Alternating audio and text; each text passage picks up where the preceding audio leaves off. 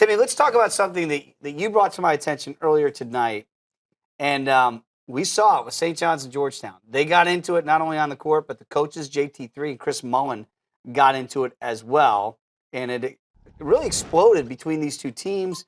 Both coaches and Patrick Ewing Jr. for Georgetown, they picked up technical fouls for yelling at each other.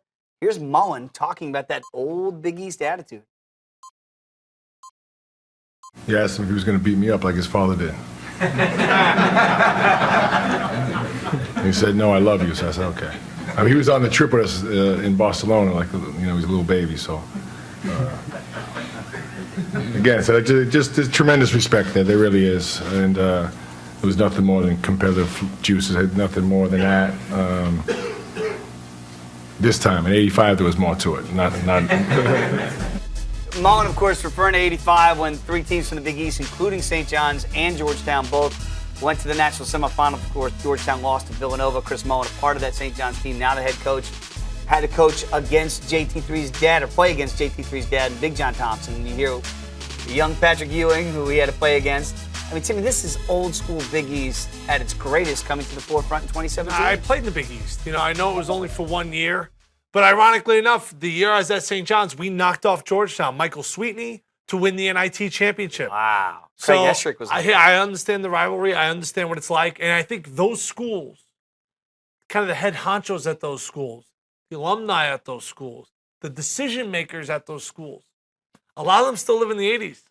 A lot of them still want to bring back the glory days. And unfortunately, the college basketball landscape has changed. You know, St. John's no longer has the crazy arena. I mean, they don't even play but 25% less than that of their games at Madison Square Garden.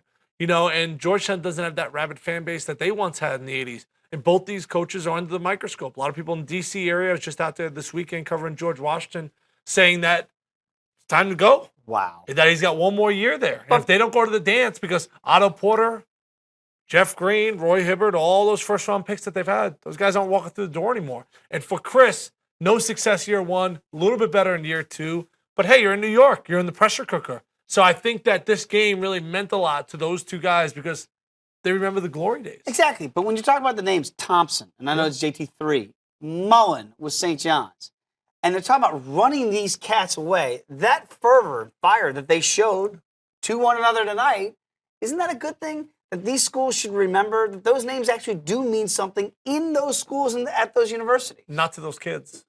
Not to the guys that they're recruiting. Not to the 15-year-olds. Chris Mullin, that doesn't mean anything to a 15-year-old kid in New York Absolutely City. nothing. Zero. And JT3 probably even less. Wow. That's Because a shame. You know who knows JT3's dad? We're talking about grandparents now. But Chris Mullin was in '85. I mean, that was 32 years ago. Sure. So you're not recruiting, 32-year-olds The old heads anymore. in New York City aren't teaching the young heads who the hell Chris Mullin is and what he means to St. John's. Both these guys have lost their luster. And I think that they can't just stroll into a gym in Brooklyn or stroll into a gym outside of Baltimore and say, hey, boys, I'm here. Georgetown's here. St. John's here. Come on to school. And with television exposure being at a max, or just exposure in general being at a max, these schools had media markets. Now, they still have them. They still have saturated talent around that area. But guys want to go away to school. You go to school at St. John's, you go to school in Georgetown. You're living in the city. Some guys want to have that college life. They want to have that freedom. They want to have that open space. And in those two schools, it's not like that. You're not getting it there. Now you're living at city schools. It's an interesting dichotomy, if you will, for what these coaches have. You would think they'd be layups to go back and have success. JT3 has had tremendous success at Georgetown. It's waned in recent years. Chris has not been able to get that yet at St. John's. I just always look at the grass greener part. And if you get rid of a Thompson at Georgetown, get rid of a Mullin at St. John's. Who's your guy? What do you have that's going to be better than those two? Better have a backup plan. Kevin Keats had a great year down at UNC Wilmington. He was the head coach at Hargrave Military Academy. Obviously, there's a connection there. I'm just looking at, I'm throwing out Hail Mary names. Yeah, because you got to know that area. You got to be locked in with the AAU coaches, the DC Assaults of the world, the Montrose Christians, those schools, even if those AAU or high schools exist anymore in that area. But you got to have the connections there to get kids to go to school. Those relationships, you got to have those built in. Same thing in New York with the Christ the Kings, the Belois, the Long Island Lightning, the Long Island Panthers, those AAU programs to get kids to go to school at St. John's. In fairness to Chris Mullin, he took over a much tougher situation at St. John's than JT3 inherited after his father retired and then Craig Escherick, who was Big John's #1 assistant, didn't exactly have the same success. So he was taking over more of an entrenched, established program that his dad has built.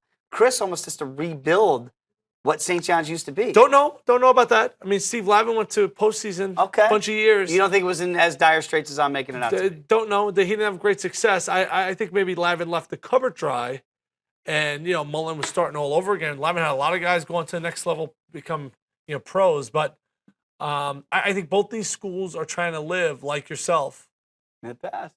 in the 80s. Louis Carnesecca's not walking through that door. Still alive. Is he? Love Louis.